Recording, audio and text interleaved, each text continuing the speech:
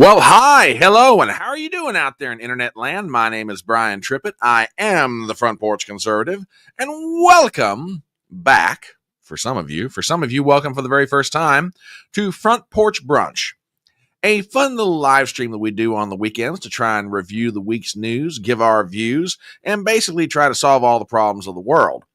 Again, my name is Brian Trippett. I am known in social media as the Front Porch Conservative. Sometimes I am called the fine fella in the fedora. On occasion, I'm referred to as the beau in the chapeau. Some call me the common man with common sense. But in this moment, at this time in world history, I am your host. We are on Rumble, we are on Twitter, and we are on that quaint little alternative social media platform known as YouTube.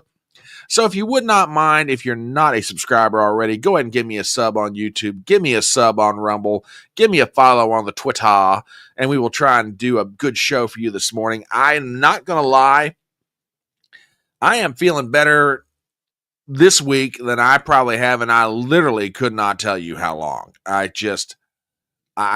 really feel good. And there's two things I think that are contributing to that. One is I'm trying a new way to lose some weight, which is intermittent fasting. And the other is I'm changing my sleep schedule ever so slightly to hopefully allow me more time to be able to concentrate on this, but also actually get some more rest. And between those two things, I'll tell you what, I was up this morning at about 5 a.m. prepping the show. And I'm not saying that as a brag. I'm just trying to give you an idea how this is working out for me. I was up, I had everything more or less done and ready to roll at about 8:30 this morning, and I had time on my hands. I'm like, wow, holy crap. It's like, I don't know what to do with myself. I got to shower, I got to shave, threw on some Smell Good. I was like, wow, this is just absolutely fantastic. This is great. I don't know what to do. So, yeah, I'm feeling good. We've got a good show lined up for you this morning. Let us see who is here so far. Let's start off with the Wingnuts over on Rumble. WWG1 is always bringing it, and he's bringing the memes, and we got quite a few of them lined up for y'all, good folk. WWG1's with a good morning, y'all. TBA is in the house. Yes, the OG Wingnuts are here. Let us see who is in the house over on YouTube. Good morning, Miss Gypsy. Glad to have you here. Mwah. Let's see. One of my favorite crazy Canadians, Adam Worrell. Shabbat Shalom. Shag Prashash. Samish, it's the people of Chala week. Well, you know what? I will let you explain that to everybody. But in the meanwhile, good morning to you, sir. See who else is here. Howdy, you good-looking thing. Glad to have you in the house this morning up in Connecticut. Let's see. Robert is here this morning doing his Robert thing. I'm finally home and awake for one of these. Well, we're glad you're awake for it. However, if you need to go sleep, we get it. So, the Duke is in the house. Good morning, Duke. Glad to have you here with us. Let's see. What else is going on? Running late off to the kitchen with the laptop to make brunch. Well, there you go. There you go. All right. Glad to have you guys here. I'm feeling good. Hopefully you're feeling good. And we're going to get this party started in earnest with the merry memes. Now, for those of you maybe on Twitter or Rumble or other places, and you are not familiar with Front Porch Brunch, we have a certain format here. With this live stream and most that I do, we try to inject as much humor into it as possible. And by the way, speaking of injecting things, we have a new sponsor here on the Electronic Front Porch. A matter of fact, it just happened today, as a matter of fact. Folks, if you are in need of a lift, especially you ladies out there, and you find yourself, your car is not working, well, just keep in mind, you can call up a service that will help you get you from one place to another.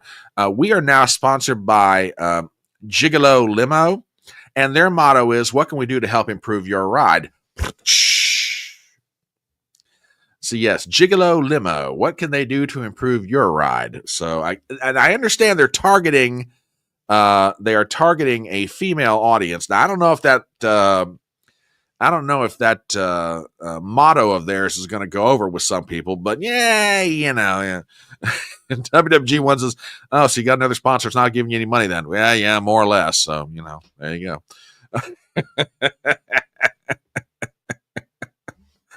So yeah, jiggle. TBA over on Rumble says, "Hey, is Richard Gere driving one of those limousines?" I have no idea. I know he's not getting that much work these days, but maybe Richard Gere is moonlighting as a limo driver. I don't know. There you go. Let's see. What is this? What is this? Law and Order TV show on the hate train for Caitlin Clark. All right. I'm just going to give you my opinion about Caitlin Clark since you brought it up. Okay. That is a woman that is trying ever so hard to be hated, and I don't get the why. Look. Do I expect journalists to try and be buddy-buddy with the politicians that they cover? No, I expect them to be fair, tough-minded, and I expect them to ask honest questions of both sides and try and report the news as honestly as possible. Yeah, I know. In the American media today, I'm almost asking for a fantasy, but there's a way to do that without acting like a bitch. And I'm sorry. I mean, look, she might otherwise be a very nice young lady, but Caitlin, wait a minute. Well, we're talking about Caitlin Clark. Oh, wait a minute. I thought we were talking about Caitlin Collins. I'm sorry. No, I like Caitlin Clark. I like her. Geez, my apologies to all you Caitlin Clark fans out there. I love Caitlin Clark, although why she's getting on all this white privilege crap, I have no idea. But Caitlin Collins of CNN, that girl is going out of her way to cross the line from being tough, smart, and fair to being a bitch. Okay, I'm sorry. Let's just call it what it is. The girl's a bitch. She doesn't mind looking like one. She doesn't mind acting like one. She's being a bitch. There have been female journalists down through the years who have been very effective at what they do without acting like just a first-class bitch. Caitlin Collins of CNN is not one of them. And I'll tell you, another one's just about as bad as Margaret Brennan of CBS, the host of Face the Nation. Oh, my God. Good morning, my dear. I was hoping you'd make it in, representing the 199. But yeah, but no, Caitlin Clark, I love her to death. She's the best female basketball player coming or going these days. To me, she is the female version of Larry Bird. That's exactly what she reminds me of. But anyway, I digress. All right, the Merry Memes. For those of you who have never been here before, we try to inject as much humor as we can. Oh yeah, I'm with you there. She's getting off the reservation with this stuff. I agree totally, Gypsy. We try to inject as much humor into this live stream as possible. We want to make it as fun for you as we possibly can. And to that end, we always encourage our listeners to send in things that they think will give a chuckle, because God knows we all need to laugh these days. And, we're trying to, and by the way, I saw your message on Twitter. I'm going to forward it to Tara. I will forward it to Tara if she hasn't seen it. But yes, I will try and make that happen. Sorry about that, folks. Anyway, we try to inject all the funny we can. People send us memes. And to that end, let us get started. And I want to thank, as always, WWG1. TBA threw in a little bit. So yeah, with that, let's take off. Well, as you all know, the House Representatives this week passed the Senate budget bill. So now they get down to the nitty gritty of all right, what are we going to spend money on? What are we going to, cut taxes on? What are we going to keep taxes on? Etc. and so on. And Trump is always big about labels. Okay. He's either labeling people or he's labeling, something out there, and he's sticking it with a marketing tag. He's great at it. Well, he's called what's going on the one big beautiful bill, which, okay, fine. That's Trump. That's just Trump being Trump.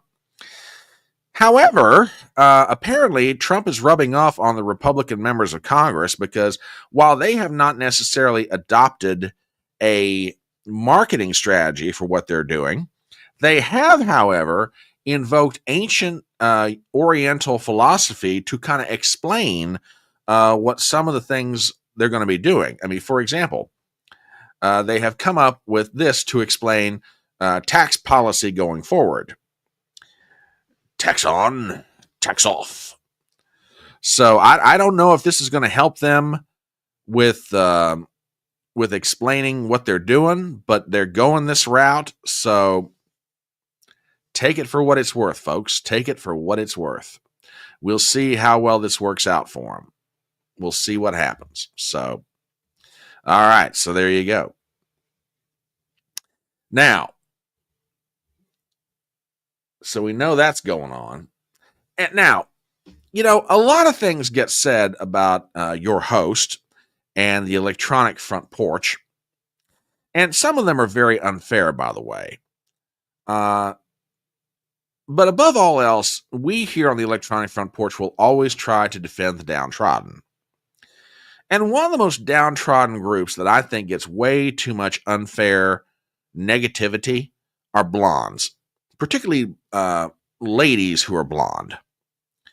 And all they're trying to do is make their way through the world and communicate what they think or what they feel and try and, let you know where they're standing. So with that in mind, I want to defend ladies this morning who are blonde.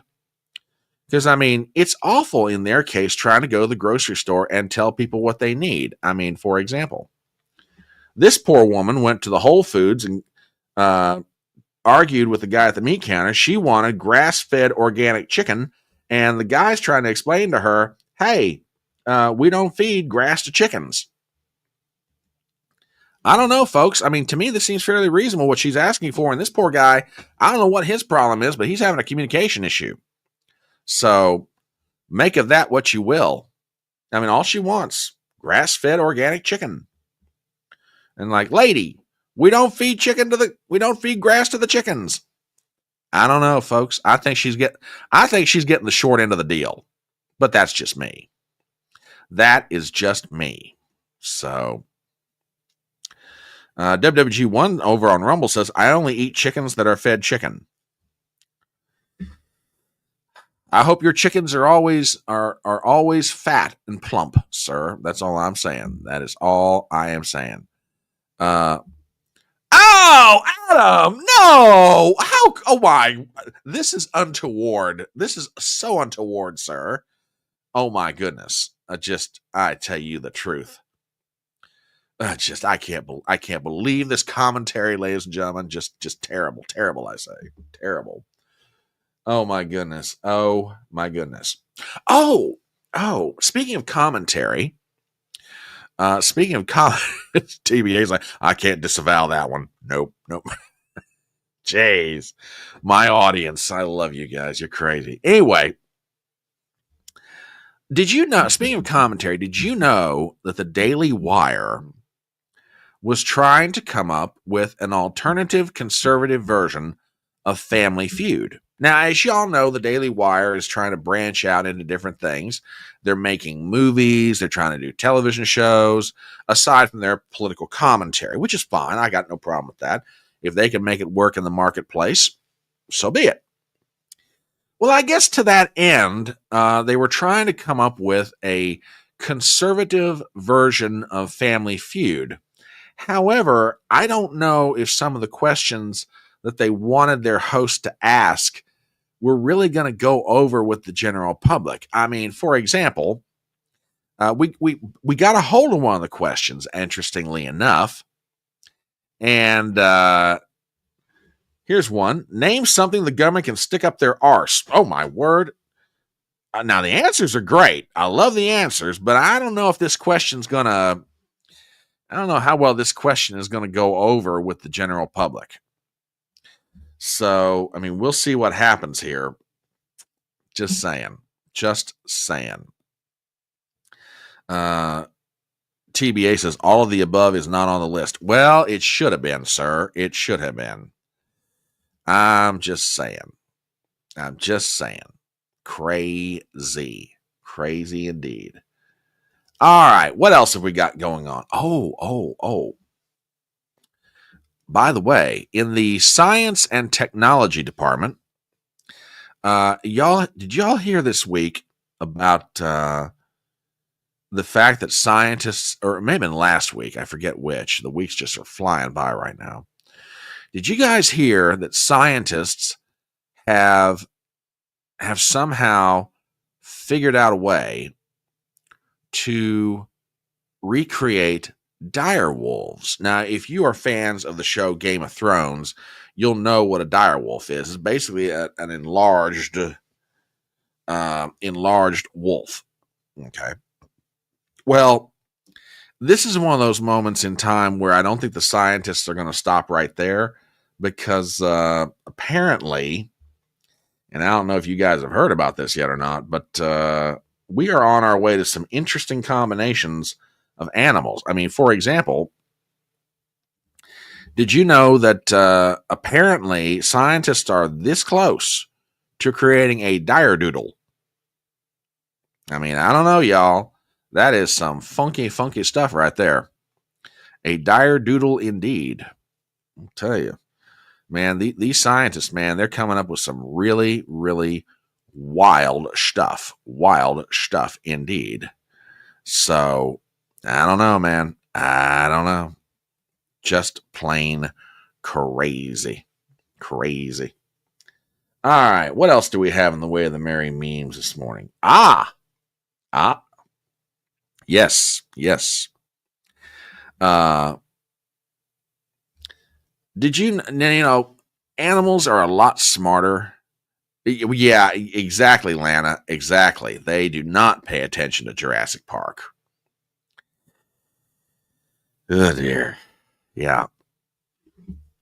Animals are very, very smart, ladies and gentlemen. And cats are extremely smart. And if you want some proof of that, ladies and gentlemen, I've got something here that I think you will truly appreciate. So give me 1 second to enlarge this. You know, this I think you will get a kick out of. So here's that moment when you realize your life has been a lie. You've been horribly betrayed, and someone is controlling your life with a laser. Let me mute that just in case I get myself in trouble here. But yeah, I think you see where this is going. These cats are like, nope. I know what that is, and you are not. Now, the black cat apparently is not picking up on how the game is played. That gray cat definitely got it figured out. So, you know, some get it and some don't. Apparently. Just saying. Oh my goodness. Indeed. You know, I'm just going to pop this one up here and let it speak for itself, because sometimes you just got to let it talk.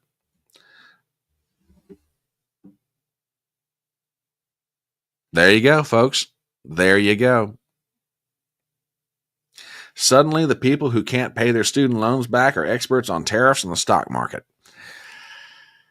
Folks, he's not wrong. He is not wrong at all. Not in the slightest.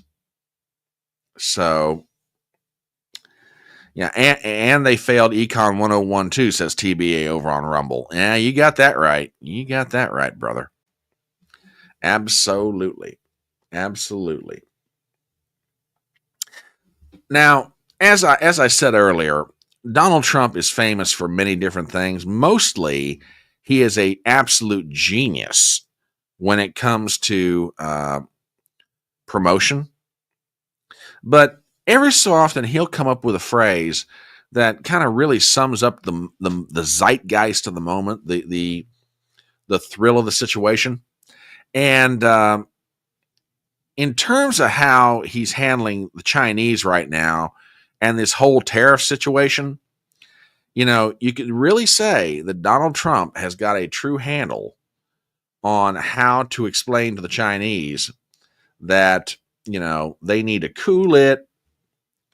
So with that, folks, Donald Trump has a message for the Communist Party of China. No tiki, no laundry. He's not wrong, folks. He's not wrong at all. I mean, I'm just saying, no ticky, no laundry. Okay. One last morning meme. And good morning, Christy. We're glad to have you in the house. Mwah. Glad to see you. Glad to see you indeed. Oh my goodness. Oh my goodness. All right. One last thing. And this will sort of lead into our first subject of the morning. Did y'all know that somebody has come up with a Tariff song? That's right, ladies and gentlemen, a Tariff song. And you know what? You just got to let this thing roll. So with that, ladies and gentlemen, I hope you enjoy this as much as I do.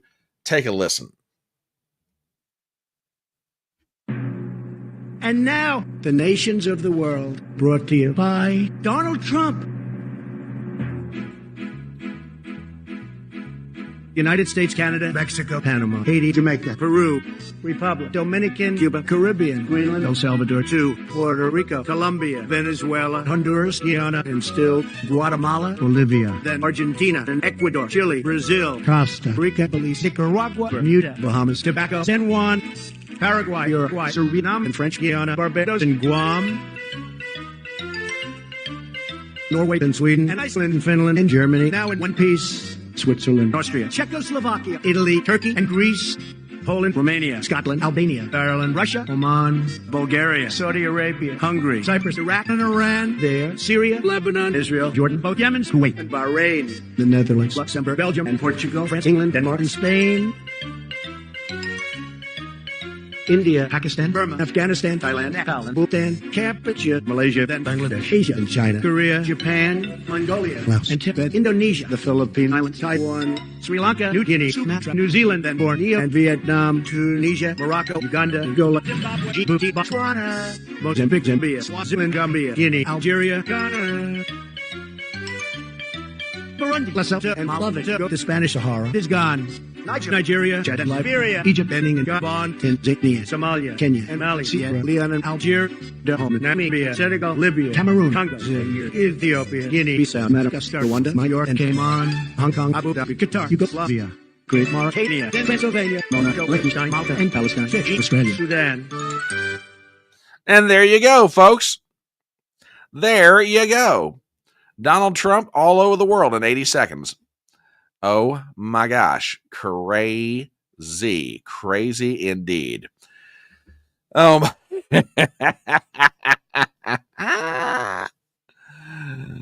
my goodness. No, I did not see this. Did anyone catch that AI meme with world leaders walking the catwalk with the percentages of tariffs on their clothing? It was hysterical. I tell you what, Christy, if you don't want to search for it now, that's fine. You send that to me, and you know we're going to show that here. You know we will. Oh, my goodness. That is funny as all get out. Oh, that's great. No, I want to thank WWG1 and TBA and anybody else. Yes, by all means, send that link, Christy. But yeah. I want to thank everybody for the memes this morning. Those are absolutely hysterical.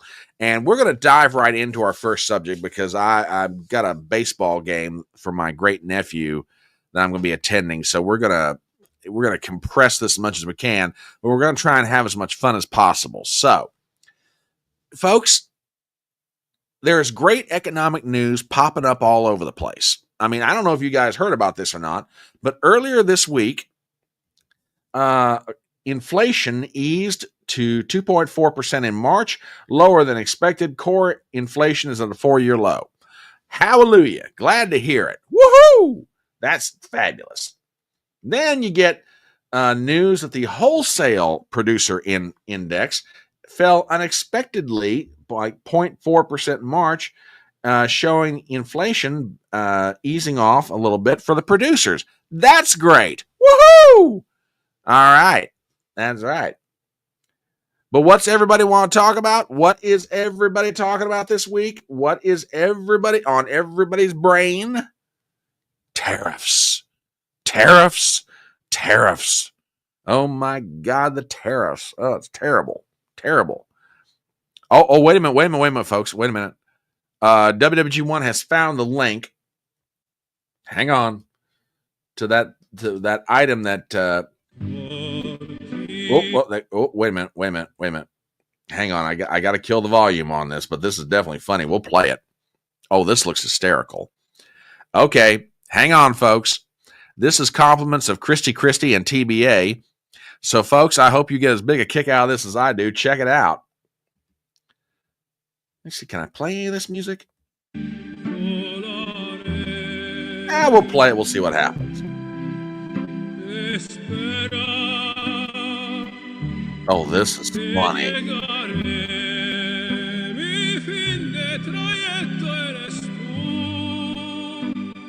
Oh, this is so funny.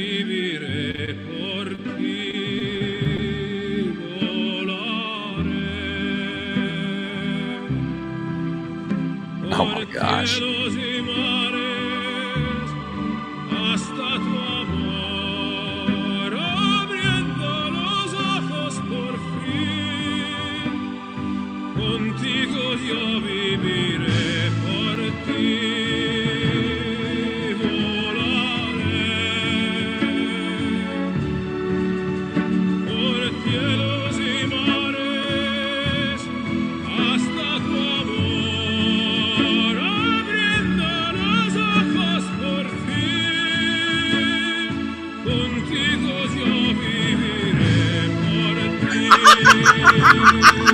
Oh my God. Lord have mercy.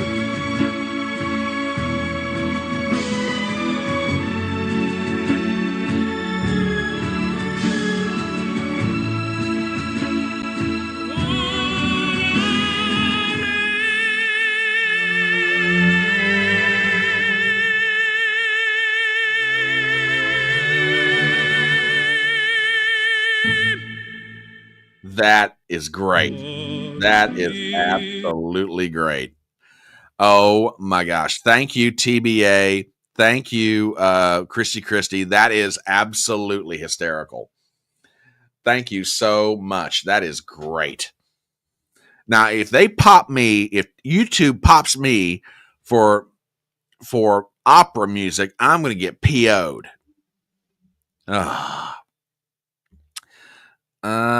Thought I heard pause tariffs on everyone for 90 days. 90 days is what I have heard, but there's some updates on even that this morning. So, so we'll get into that. All right, but what's everybody talking about? Tariffs. Oh my God! And I mean, I'm not necessarily going to go back over all the machinations of everything that's happened since we talked on Wednesday. But we will go over a couple things. I mean, there are some updates that have happened since we gathered. For example, China retaliates again in Trump's trade war, prompting flight from U.S. assets, according to Reuters. This is an article by Jeff Mason, Nandita Bose, Joe Cash, and Karen Strohecker. Beijing increased its tariffs on U.S. imports to 125% on Friday, hitting back against Donald Trump's decision to raise duties on Chinese goods and increasing the stakes in a trade war that threatens to upend global supply chains. The retaliation intensified global economic turmoil unleashed by Trump's tariffs. U.S. stocks ended a volatile week higher, but the safe haven of gold hit a record high during the session, and the benchmark 10-year government bond yields posted their biggest weekly increase since 2001, alongside a slump in the dollar, signaling a lack of confidence in America, etc.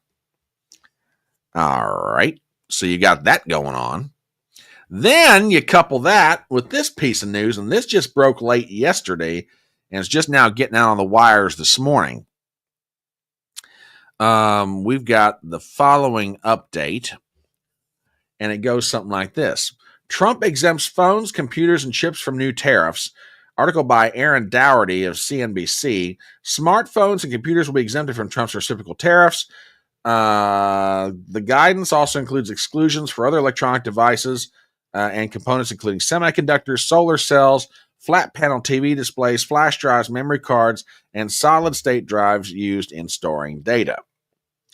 Smartphones and computers are among many tech devices and components that will be exempted from reciprocal tariffs imposed by U.S. President Donald Trump, according to new guidance from the U.S. Custom and Border Protection. The guidance, issued late Friday, comes after Trump earlier this month imposed 145% tariffs on products from China, a move that threatened to take a toll on tech giants like Apple, which makes iPhones and most of its other products in China.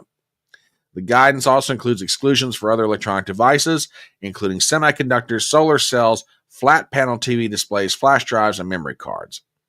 These products could eventually be subject to additional duties, but they are likely to be far lower than the 145% rate that Trump had imposed on goods from China. All right. So that's where we be, folks. Excuse me one second. So yeah, Reuters, the fact checkers. Yeah, ain't that the truth? Yeah, that didn't take long. You got that right. So yeah, that's the update. Now, let's talk about this for a few minutes, okay? If we may. Well, yes, and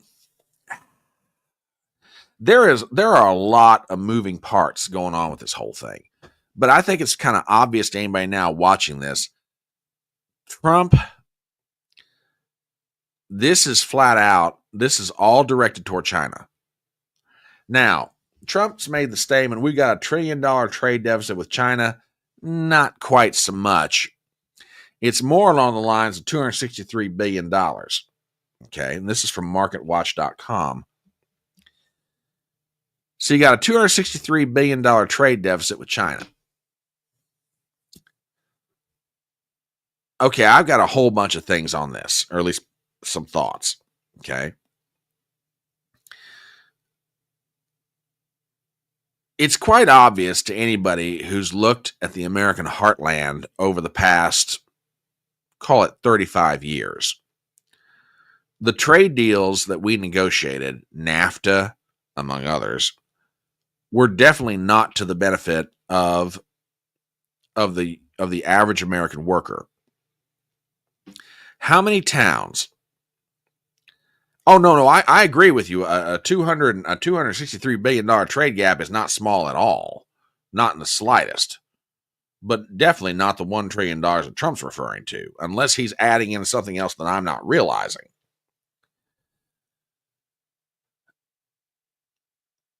I remember years ago in the presidential debate when Ross Perot first invoked the phrase, the giant sucking sound.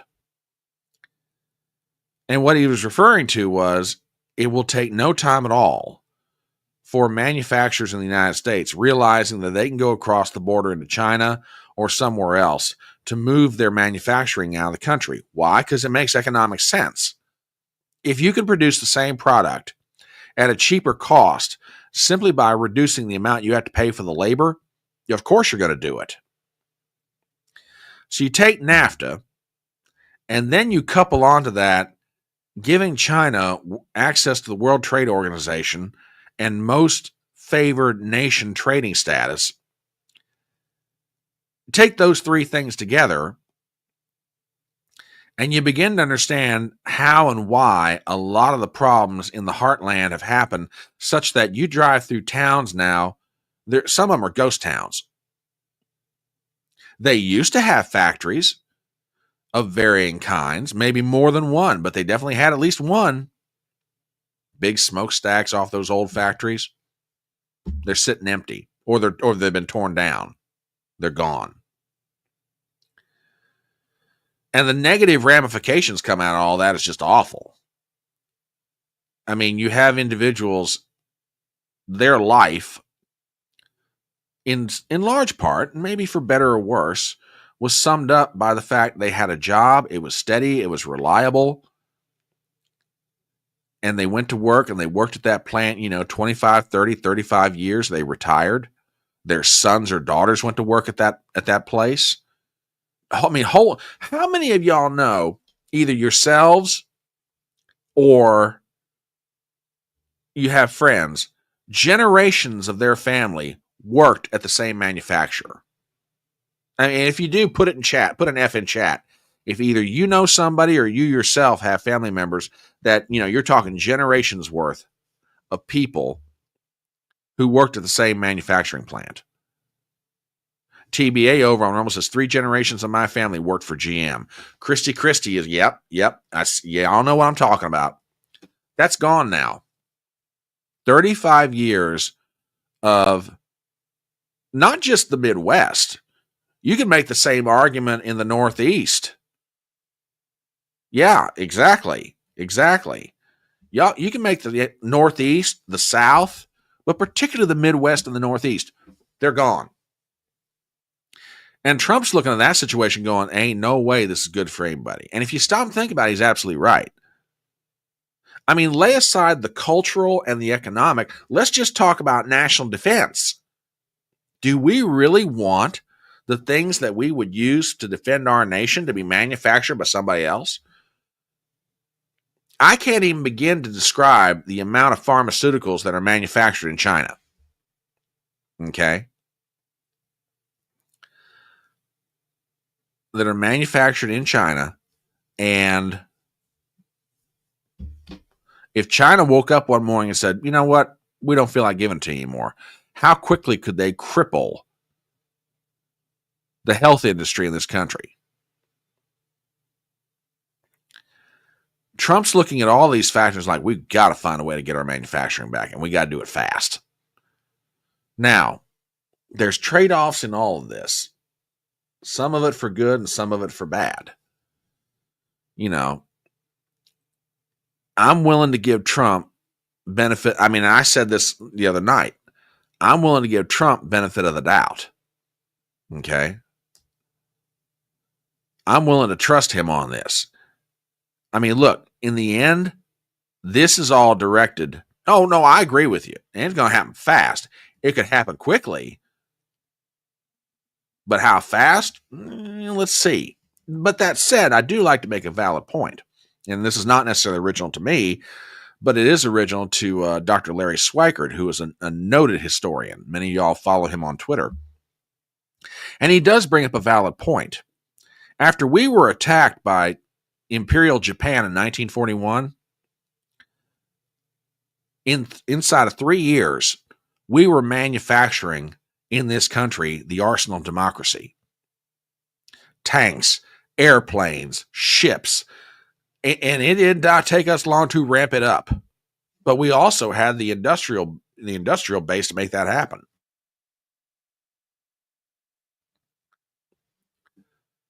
So, will it happen fast? Well, depends on how you define fast.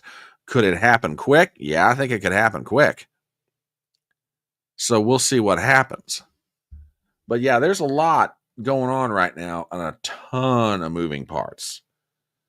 Now, people are like, well, the American people will never accept tariffs. They'll never accept tariffs. They'll never put up with it. I'm not so sure. I've got a clip here. Jake Tapper of CNN was interviewing the CEO of Marlin Steel out of Baltimore, Maryland. And this is something that, I think the media is getting shocked every time they talk to the American workers or American manufacturers. They're getting an education. So with that, do me a favor, folks, and check this out. We absolutely have had a couple people anxious about the stock market. But again, our goal is that we're going to sell millions more dollars, so we have to hire many more people. If we do that, we're going to hire them at very good jobs, with very good pay, wonderful benefits with the 401k match. True, there's some companies that have been buying T-shirts from Vietnam and China, and they're going to have to pay a couple more bucks for a T-shirt. And then the American consumer is going to have to pay more for a T-shirt. That's obviously not pleasant for those American consumers. But I think there's going to be an overwhelming surge of hiring in America as things level out, as American factories ramp up and people have to hire talent, buy machines. We've invested money in buying new machines because we're so enthusiastic, so optimistic about the future. That's going to start happening throughout the nation, and people are going to be leaning into the future. This is a very exciting time for the American manufacturing worker. We're going to be able to pull people from poverty into the middle class that used to not have an avenue. They had no shot at getting into the middle class. We're going to be able to offer them a shot.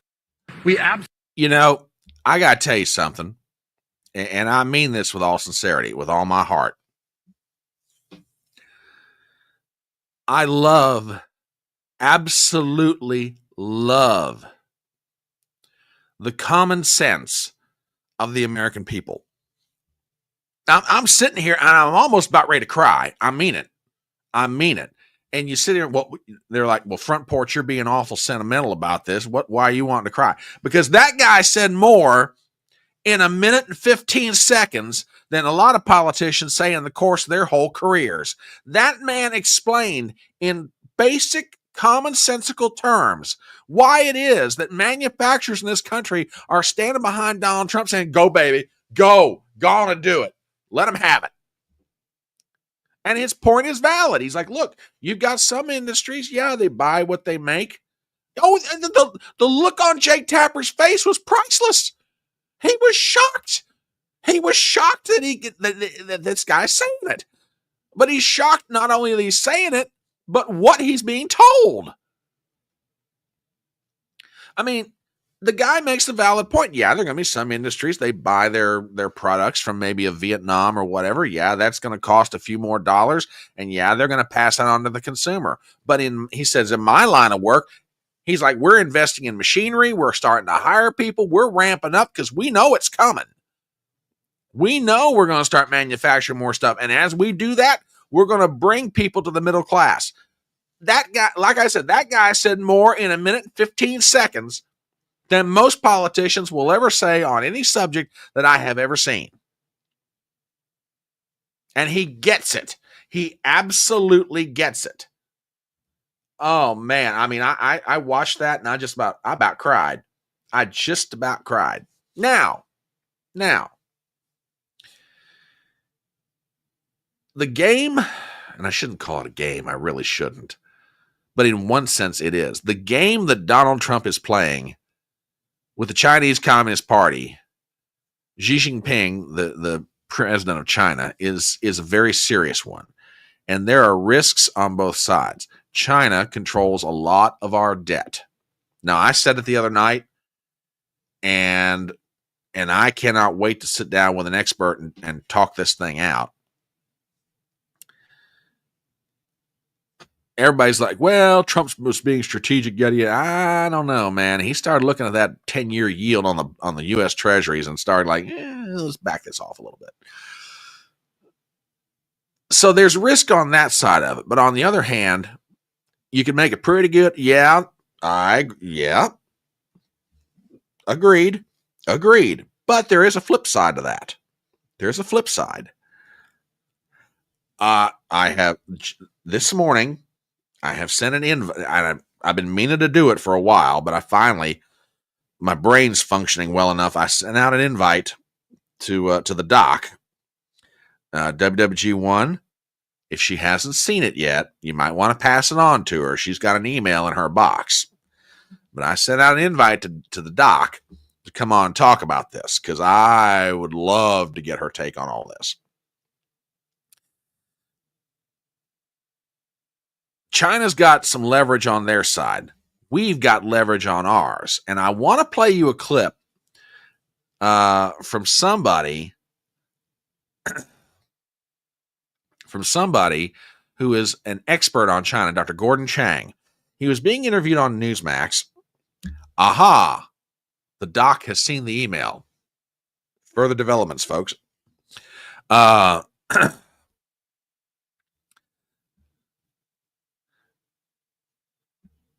Dr. Gordon Chang was on Newsmax, and he brought up some very interesting points, which I think ought to be illuminated upon. So with that, I've got a clip here for you, and check it out. And that was one of the milder things he said about China, talked about an additional 50% tariff on the country. Gordon, what are you thinking? I think this is really important. And the reason is that the Chinese have only one option in this trade war because President Trump holds all the high cards. The only way that China can prevail is if they intimidate Trump to back down.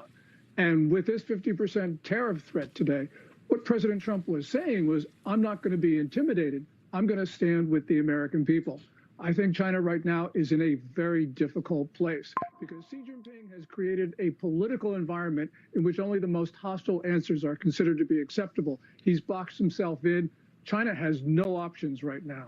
So what are they going to do? And by the way, they kind of control what their people hear to some extent, or how much actual pressure comes from the people and saving face and all that kind of stuff. I think there's a lot of bottom-up pressure right now because the Chinese economy isn't growing at the 5.0% pace that they reported for last year. It's basically flatlined, and it's going south. And I think that that weighs very heavily on Xi Jinping's mind. But he really has an economy now which is not based on helping Chinese people. It's not consumption-based. It's an export-driven economy. And he needs the U.S. market. He can't replace it. And President Trump has just denied that market to him because of China's predatory and criminal trade practices. So what Trump is doing is really fantastic. No previous president has tried to do this. And it's about time because we were in dire conditions ourselves. Okay. Now, how all this plays out, we will see. Oh, you're not the only one that thinks that, brother. You're not the only one. Yeah. There, I mean, that, and I have seen nothing to dispute what Chang is saying. China is an export-based economy. If they're cut off from one of the biggest markets, the United States, and maybe their biggest, we'll see what happens. The only question is, how long, if what everybody is saying is correct, in other words, the question is who blinks first. My question is, how long does it take China to do it? Because you've already heard various nations from around the world, they want to sit down with the U.S. trade reps, with Scott Bessent, the Treasury Secretary, Lutnick, the Commerce Secretary. They want to start negotiating or renegotiating their trade agreements. Okay, cool. How long can the Chinese hold out? Now, don't get me wrong. I have no doubt whatsoever that the Chinese have been preparing for this day for a long time. They've known, if not Trump, then sooner or later it's going to be somebody else. Okay? My question is, how long are the Chinese willing to take this? Yeah. And good morning to Ruben Christopher Haynes. Good to see you, brother.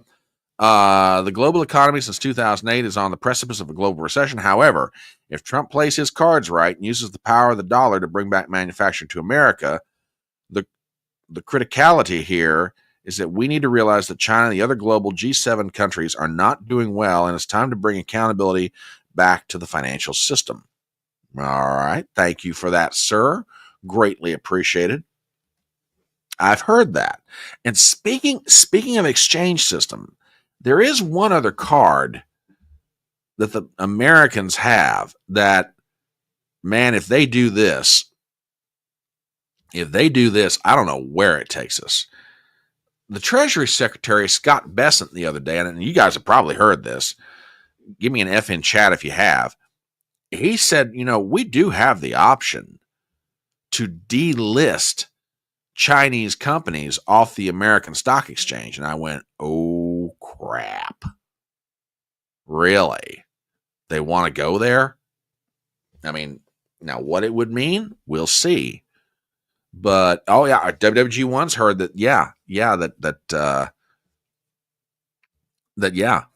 it is being talked about. In other words, all right, Chinese can have their companies here all they want to. They can't sell on the American Stock Exchange. Ooh, if that happens, you talk about taking a bite out of the Chinese. That'd probably do it. Possibly. Maybe they're just threatening it.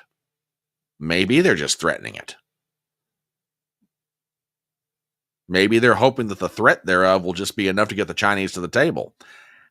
I don't know, man. I don't know. So we'll see. Salty old fart over on Rumble. Good morning, sir. I believe, well, maybe a ma'am. I don't know. Maybe there's a ma'am who's a salty old fart. But anyway, I believe this is a market correction the mainstream media was talking about after Trump got elected. The recession will be the clean slate to rebuild on without the phony money in the market. Good point. Good point indeed. So, there is one other thing I want to mention, then we're going to switch topics. And it's an article by one of my favorite writers, Byron York of the Washington Examiner. I'm going to drop this in chat for you guys.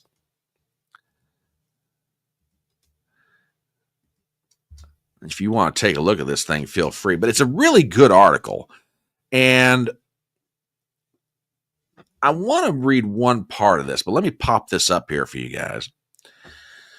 Trump's big move. It wasn't bungling. It wasn't 4D chess. It was being flexible enough to get what he wanted. And this was published a couple of days ago. But it's a really, really thoughtful article. And there's one part of this I want to read. Let me get down to it here.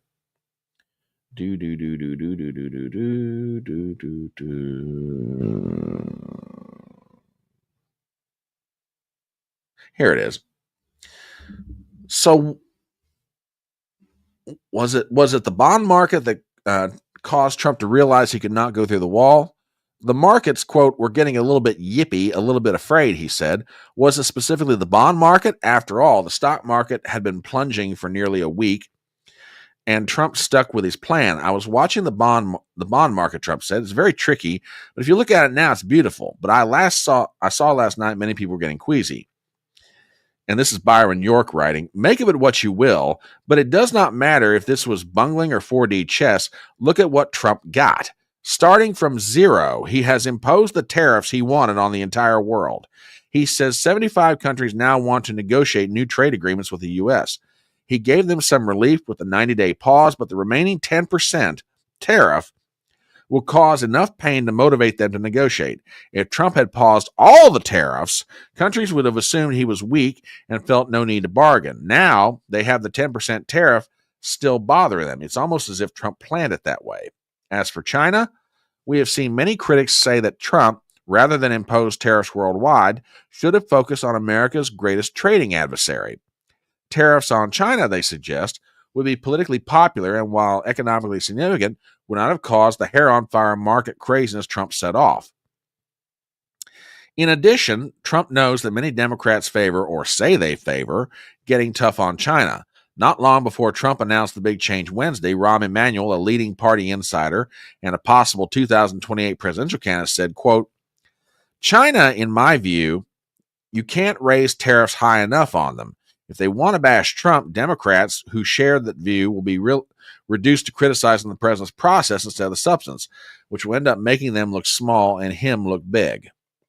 So if analyzing the wildness of last week, keep an eye on where Trump ended up.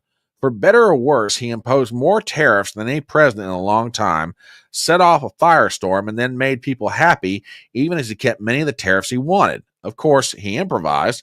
Of course, he did not plan every move from the beginning, but what Trump did showcase remarkable flexibility and an ability to extricate himself from a mess of his own creation.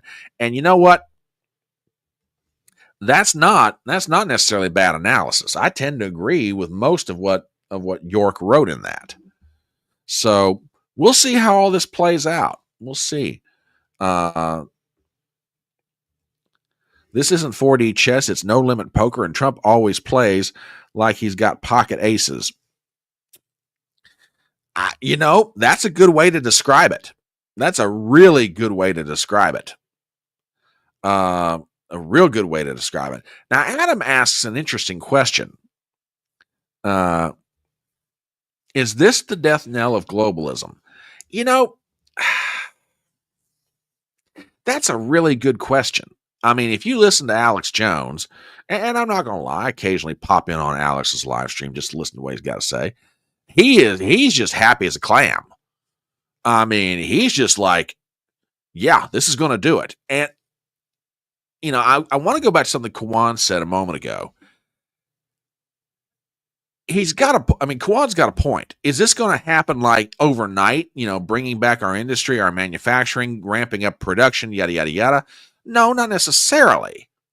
But if this starts the process and we start manufacturing for ourselves what we need here and become self-sustainable, is there going to be a certain amount of global trade that goes on? Of course. Doesn't matter if this was, post World War II, immediate post World War II, or, right now. There's going to be global trading that happens. The question becomes, how much of it are we producing here versus being what we are right now, which is a consumer's market? We consume, we don't really produce a lot of things, not the way we used to. So if what Trump is doing starts that process or accelerates the slow decline of globalism, I'm all for it, baby. And yeah, I agree. I think it's going to happen. TBA over on Rumble says Byron York has a remarkable ability to avoid seeing what's really going on. He does miss a few every now and then, but honestly, that article I was pretty impressed with. I really do. I really do believe that. And WWG1 says, do Brian a favor, hit the thumbs up. Absolutely hit that thumbs up, people. Hit that thumbs up, daggone it. I would genuinely do appreciate it, which, tell you what, that actually gives me a chance to transition over to our next topic. And oh, children, I feel like that old Southern preacher that looked up at the clock. I've got to hurry. I've got to hurry. As many of you know, Bill Maher had dinner recently with Donald Trump. And this was sort of a negotiated thing. Now, let's be honest about it. Bill Maher is not the biggest fan of Donald Trump. And Donald Trump is not the biggest fan of Bill Maher. However, a mutual friend of theirs, Kid Rock, got them in the same room together. Now, this happened a couple of weeks ago. And everybody's been waiting to hear what Bill Maher had to say about it. And he didn't do anything last week because apparently he was on vacation or he already had something scheduled, so he wasn't ever able to get into it. But this week on his show, Real Time with Bill Maher, he finally got into a discussion of what the dinner was like. And he gave a 12-minute monologue. Now, I'm going to go ahead, for everybody's sake, and drop the link to that whole monologue in chat. I'm not going to play all of it here, but I've got some clips that I think are worth commenting on. So there it is on Rumble, and here it is on the YouTube side. I've got some clips here that I think are worth talking about. Now, Bill Maher will admit, and Kid Rock has already said it. The two of them, Kid Rock and Bill Maher, may not agree on everything, but they do agree on this. You can't just be yelling at somebody from 3,000 miles away. At some point, you got to sit down and have a conversation with them. Okay? And that's what Bill Maher went into this thinking. Now, I will sum up parts of that 12-minute monologue. Neither one of them, Trump nor Bill Maher, came out of this, totally ready to say, I agree with you on everything. And they both knew going in that wasn't going to happen to begin with. Okay. Well, yeah, now I can't disagree with you there. What can I tell you? Hollywood makes for interesting connections. But there are parts of this interview, this monologue, I think are worth talking about. I got a few clips here. And I'm just going to go straight into them. And then I'll stop where I think appropriate. So here you go with the first one. Check this out. The guy I met is not the person who the night before the dinner shit-tweeted a bunch of nasty crap about how he thought this dinner was a bad idea and what a deranged asshole I was. I read it and thought, oh, what a lovely way to welcome someone to your house.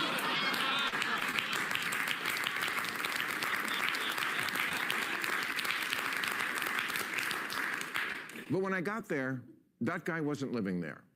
Now, does Trump want respect? Of course. Who doesn't? My friend said to me, "What are you going to wear to the White House?" I said, "I don't know, but I'm not going to dress like Zelensky, I'll tell you that." But, okay. Just for starters, he laughs.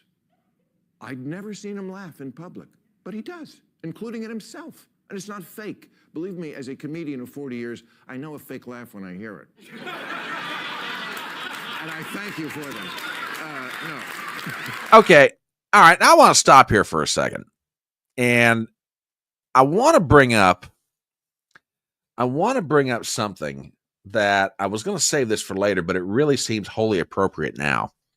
You guys know how much I love Sasha Stone. She is a fabulous writer, fabulous commentator. I mean, anytime Sasha Stone puts something out, I cannot recommend enough to you guys to go check it out. But she's got a very valid point with the tweet that she makes here, and it's this. Okay, but is he, talking about Bill Maher, too dumb to realize he sees Trump through the lens of the media? And she's got a completely valid point here. My question to Bill Maher, and again, take this for what it's worth. Bill, you really thought this guy was the ogre that the media made him out to be? Seriously? I mean, and I'm not trying to, look, Bill Maher is Bill Maher. You can make your own judgments about him all you want to. That's perfectly fine. But Bill, you really believed everything the media told you about Donald Trump? You really believed all the spin? You really believed all the negativity? You really believed that he was the second coming of Adolf Hitler or something? Seriously? He's shocked that Donald Trump laughs, and not only laughs, but laughs at himself. WWG1 over on Rumble says, Bill has writers, don't forget. He doesn't come up with these monologues on his own. That was approved from the top. Okay, fair point. Fair point. I'll give you that. But I will say this. Writers or not, if that's Bill Maher's genuine thought before he went to the White House, dude, jeez. TBA says, Maher lives in an echo chamber of lefty idiot spin. Yeah, you ain't wrong there, brother. You're not wrong there at all. All right, we got a couple more of these. And these are really pretty good. So it goes a little bit further into that monologue, and with that, I'll let you hear this one for yourself. So give me 1 second to set this baby up. And here we go in 3, 2, 1.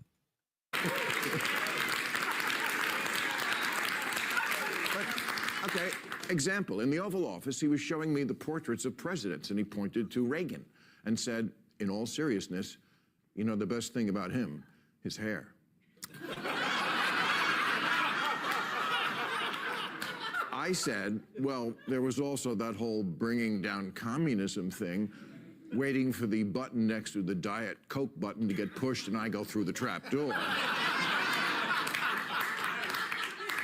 But no, he laughed, he got it. I said to him at one point, Mr. President, the dog, that's unusual in the White House. He said, well, a lot of the presidents, they had a dog for political reasons. I said, no, people love dogs, that's what that is. Oh yeah, okay, that's true.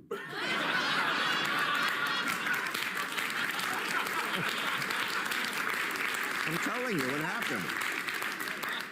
At one point, we were walking through it is an amazing tour of the whole house. And I don't remember exactly what we were talking about, but it must have been something with the 2020 election, because I know he used the word lost. And I distinctly remember saying, wow, I never thought I'd hear you say that. He didn't get mad. He's much more self-aware than he lets on in public. Okay, I want to stop here for a second and just make a comment or two, if I may.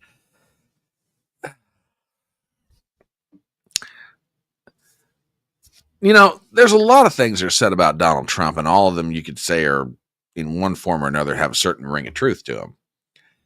But here's the thing about Trump. And even people around him will freely admit this. Trump likes to hear opinions from a lot of different people.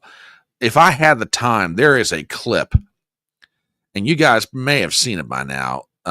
It was a panel discussion that the country singer John Rich was having about a recent, well, not a recent, but it was a conversation he had with Donald Trump a while back, talking about why am I getting booed anytime I bring up the vaccines at one of my rallies. And John Rich told him quite honestly what was going on. That's the thing about Trump. He wants to hear different opinions. He wants to hear people who don't necessarily agree with him. Now, does that mean necessarily likes hearing it? Well, no, he's like all of us, just like you and me. We don't necessarily like hearing things that we hear sometimes, but you know what? We do need to hear them. Trump's the same way. I mean, Bill Maher is shocked apparently, that Donald Trump, used the word lost when it came to the 2020 election. And Bill Maher, smarts off, well, I wasn't expecting to hear that. Trump doesn't get mad about it. Trump doesn't get mad about it. He doesn't throw him out. He says, well, okay. Just kind of shrugged it off, went on. Now this is also true, my friends. This is also true. How much he displays how much he likes blondes in tight dresses in front of Melania, I have no idea. If the man's got a good sense and wants to sleep peacefully at night, he's not going to show off. He's not going to be like Bill Clinton, okay? But I don't think that is too far from the truth, my friend. I don't think that's too far from the truth at all. Oh, I'm not necessarily praising Bill Maher, not necessarily at all. It just, these comments, they surprise me, but they don't surprise me either. I guess that's why I'm playing them right now. Maher is Maher. He is what he is. Okay, but what fascinates me is listening to him describe this dinner at the White House, and it's just all these preconceptions that he had of Trump are just like, they're just getting blown up. And I'm sitting here going, hey, Bill, welcome to the party. We've known this about Donald Trump for a long time. Too bad it took you this long to figure it out. That's what I think is interesting about all this. I mean, yeah, I agree with you. There's not a lot. I mean, Bill Maher can be funny. Okay. He can be funny, but I don't necessarily know that I'd go so far as to say I'm praising him. And I know you're not giving me grief about it, Gypsy. I'm not mad at you at all. I'm just trying to contextualize, what I'm doing and why I'm doing it. All right. A couple more clips. This one, we'll just let it speak for itself. And with that, here you go. In 3, 2, and 1. At one point, we were walking through his amazing, it is an amazing tour of the whole house. And I've already played this one. Sorry about that, folks. Sorry about that. One last clip. Let me get this one set up. There we go. And go. I never felt I had to walk on eggshells around him. And honestly, I voted for Clinton and Obama, but I would never feel comfortable talking to them the way I was able to talk with Donald Trump. That's just how it went down. Make of it what you will. Me, I feel it's emblematic of why the Democrats are so unpopular these days. He was even okay when I checked him on the orangutan lawsuit. He was.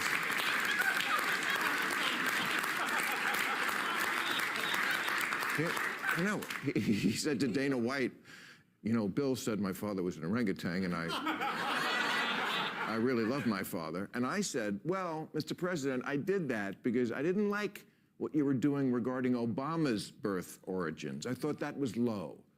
Again, no anger, just a little smile, as if to say, yeah, I get it. Okay. There's one part of that clip that I want to focus on for a second. And it's this. I voted for Clinton. I voted for Obama. But I don't think I could have ever spoken with them the way I freely spoke with Trump. Again, hey, Bill, welcome to the party, buddy. Okay? Welcome to the party, my friend. Donald Trump has that uncanny ability. Some people have it and some don't. Some people are just gifted with it. And I think I'm not trying to blow smoke up Trump's pant leg here, but I think he is gifted with it. He has that ability to make everybody, regardless of where they come from in life, feel important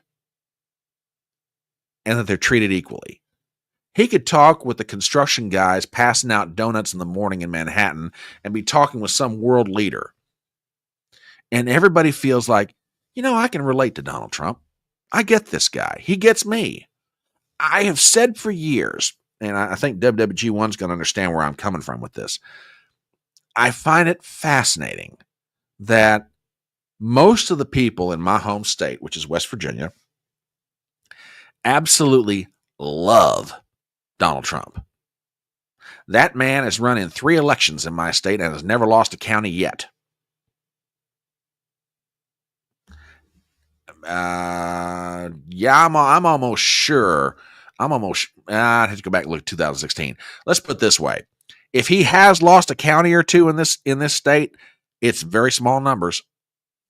Yeah, Clinton, back when Clinton was on top of his game, he was the same way. I agree with that. I will agree with that. But I have always found it fascinating that people in my state love Donald Trump the way they do. I have always found that interesting. Because if you stop and think about it, it shouldn't happen. Here you've got a billionaire from Queens, New York, and everything that goes along with that. And you got people from West Virginia, coal miners, steel workers, working various jobs, some of them 2 or 3 jobs in some cases. Whole different set of traditions, a whole different set of culture, a whole different everything else. And man, when it comes to Donald Trump and the people of my home state, they are absolutely tied together.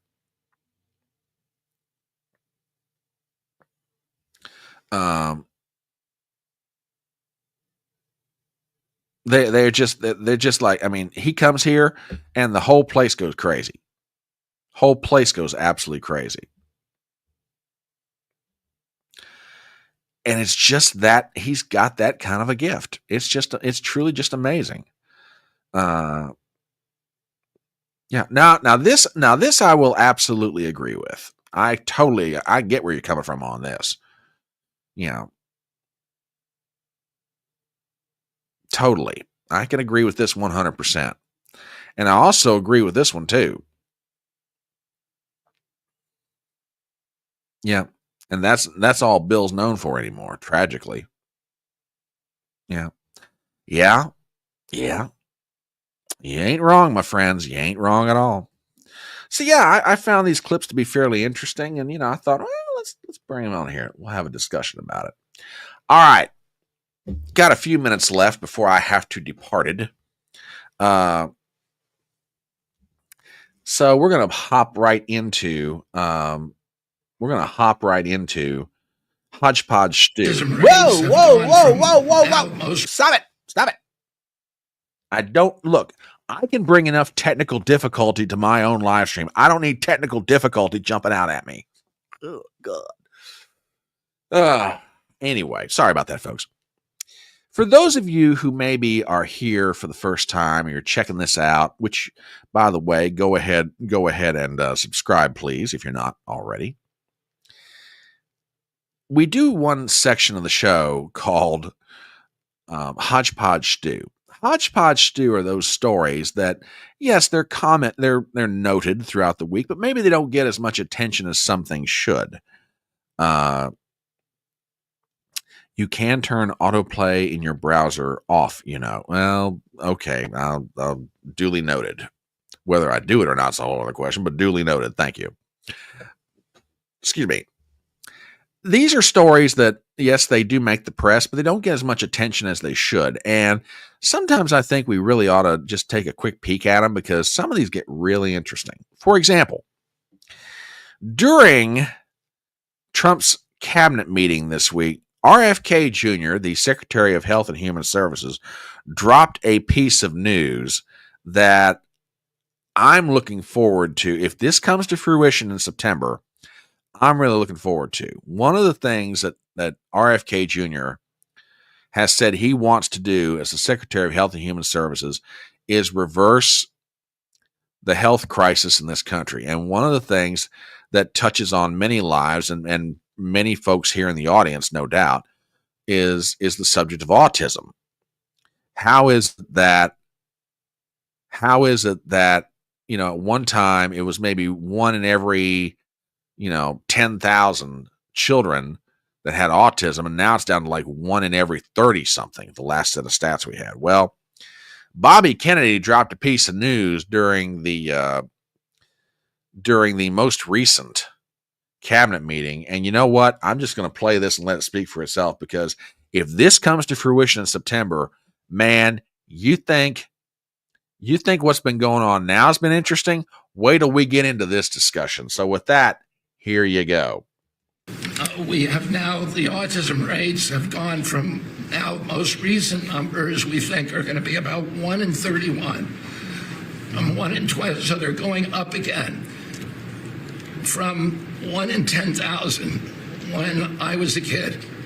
And we are going, at your direction, we are going to know by September. We've launched a massive testing and research effort that's going to involve hundreds of scientists from around the world.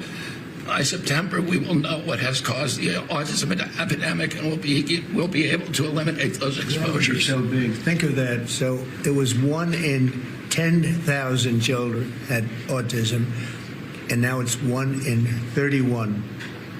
Not 31,000, 31. That's a horrible statistic, isn't it?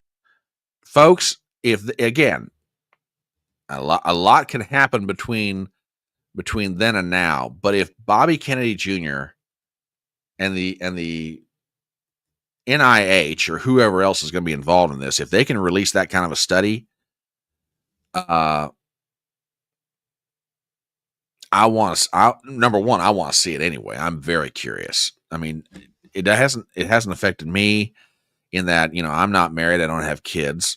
My sister's children are perfectly normal. Their kids are perfectly normal. So it hasn't necessarily touched my family. I know it has touched a lot of people, and they're dealing with everything that goes along with it. I mean, Sean from my buddy up in Canada, third railify, he has 4 sons. All of them are autistic. And man, that's one child is one thing. 4 children is a whole something else. Yeah, third railify. He's dealing with that. So if this study is released in September or sometime this fall even, this could set off a whole big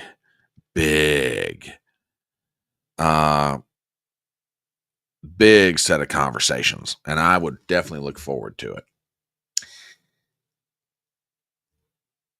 Now, chalk this one up under having your eyes opened a little bit. Has anybody in here heard of the actor Josh Duhamel? You may remember him from the television show Vegas. You may remember him from various movies he's been in, particularly the Transformer movies from a few years back. Good actor, and from everything I know about him, just a good, solid guy. He was recently on Adam Carolla's show, and he recounts. Oh, really? I did not know that. Okay, well, apparently Josh Duhamel was a model as well. But he was on Adam Carolla's show recently, and he recounts something that happened to him. And I play this as the setup. I play this as the setup for another story I'm going to talk about here in a second. So with that, this clip runs just about 2 minutes. He's having a conversation with Adam Carolla, and the conversation goes something like this. I bought a Cybertruck. Oh, yeah. I bought this before it all started hitting the fan. Yeah. I can't tell you how many people have flipped me off driving down the streets like daily, 10 times a day. Really? Yeah. I'm like, why are you so angry, man? I thought I was doing something for the environment. Jesus, leave me alone. It is. Fuck you. It's uncanny. Well, but did every once in a while some guy do fuck you and then yell Vegas sucked? No, they don't know it's me. They just feel like I'm the devil because I'm driving this truck. It's like, it is. Look, there's like real venom. Mm-hmm.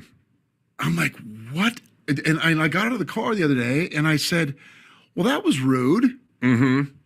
I'm just driving this car. I hate everything that he stands for. I was like, I'm just driving my car. Yeah. My kid's in the car. Wow. Do you want to come over? And Paul, he just asked me why you did that. Come over to the car. And she wouldn't do it. And I said, come on, just come over here. And so she did. Like and I opened the door and he wasn't actually there. I was just trying to make her feel bad. Wait a minute.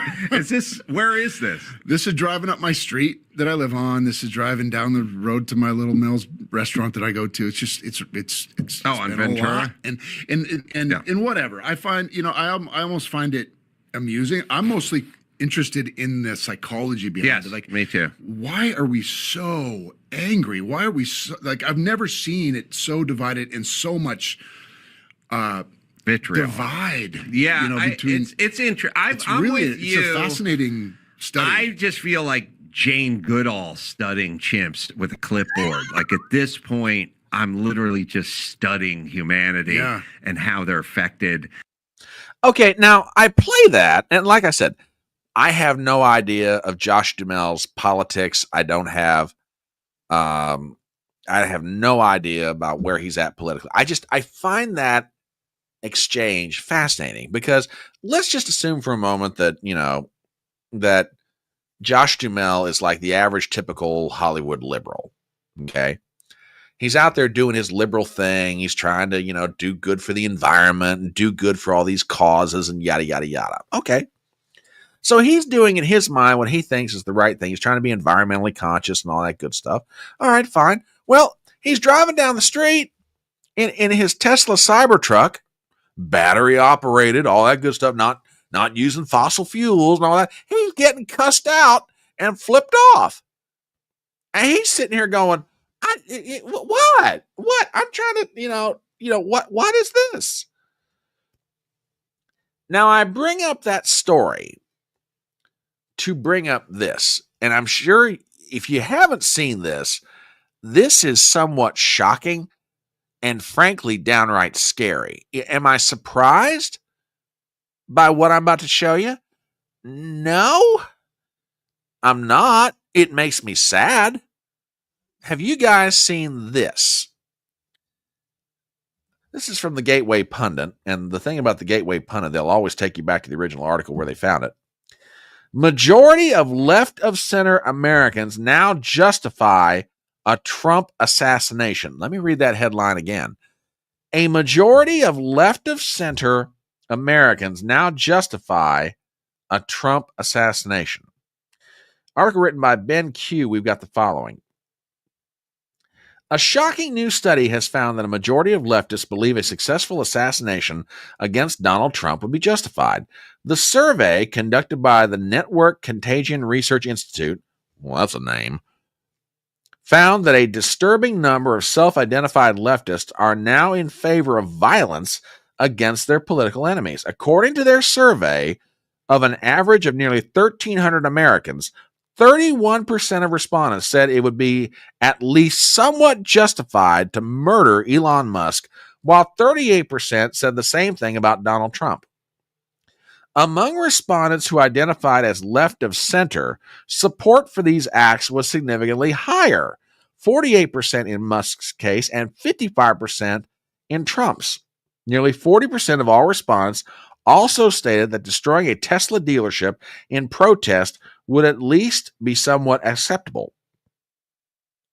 The Network Contagion Research Institute found that these attitudes are closely correlated with left-wing hyper-partisan ideology and a broader cultural shift toward the justification of political violence, particularly on social media. Now, let's talk about this for a second. Oh, absolutely, dear. Absolutely. You get no argument from me on this. Does something like this make me sad? Absolutely. It makes me dreadfully sad. Am I surprised? No, not really. I hate to say it. I'm not surprised at all. I mean, what do you expect? When the mainstream media spends years, when congressional Democrats spend years inflaming rhetoric and putting it out there for a bunch of people who you can make all kinds of arguments about what they are, but they are what they are.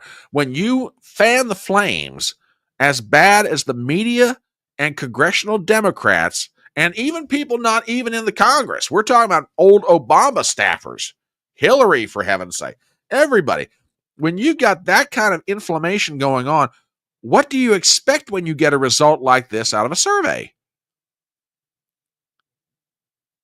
You know, I'll never forget, and I know I've told this story a time or two, so forgive me in advance, but I will never forget it was Viva Fry who was interviewing Roger Stone. And Roger Stone, love him, hate him, whatever, that's fine. He's been around since Nixon. Okay, he is truly an old-timer's old-timer, and still relevant, by the way. Viva asked him, it's like, what in your mind is the big difference between politics when you got in versus now? He said, when it came to political opposition, I wanted to see my opponents, and this is Roger Stone talking. He said, I wanted to see my opponents defeated politically, but it never got personal. He said, I just wanted to beat them on the political battlefield. He said, and that was sort of an understood on both sides. He said, today, your political opponent not only wants to see you defeated politically, they want you destroyed in every way imaginable, financially, socially, maybe even physically. He said, it's terrible what has happened. Yeah, and Lana, this is a great point, honey. What did they think was going to happen? You tell the public that Donald Trump is basically the devil for all these years, Yeah,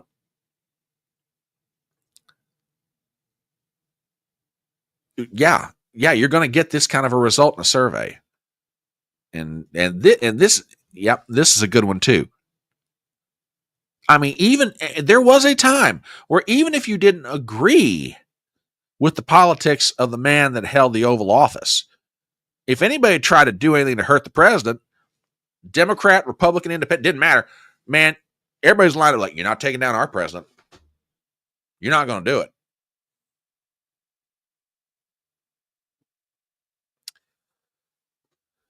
Not anymore.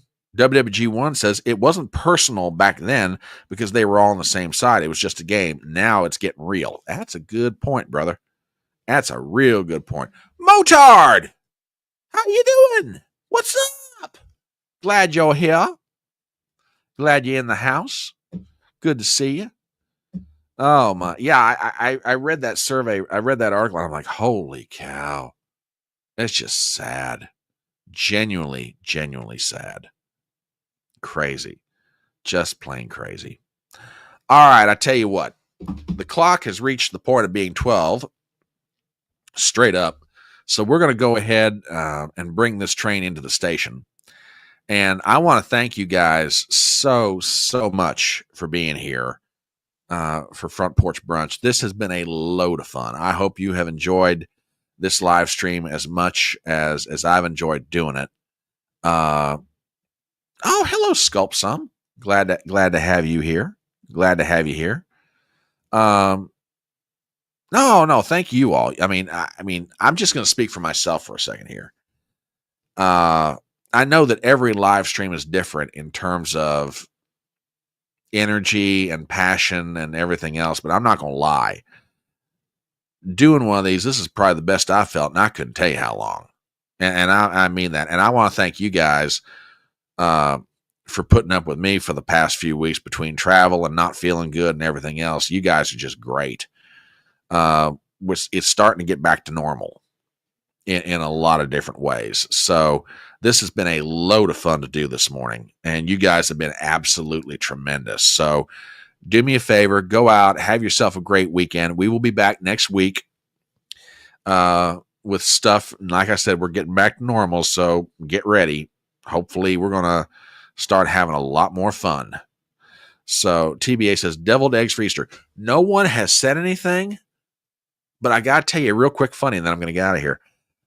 I stopped over with the lady to see some friends of hers, and one of them is an 86-year-old seasoned citizen, and she said to me, "So you are going to make me deviled eggs for Easter, right?" And I went, "Yes, ma'am." So, yeah, I'd say deviled eggs are going to be on the menu, TBA. If not for my family, then for some other people. Let's put it like that. All right. You guys go out and have yourselves a great weekend, as I am going to do. I'm now going to go watch my great nephew play baseball. So with that, I depart in peace, and I wish the same upon you.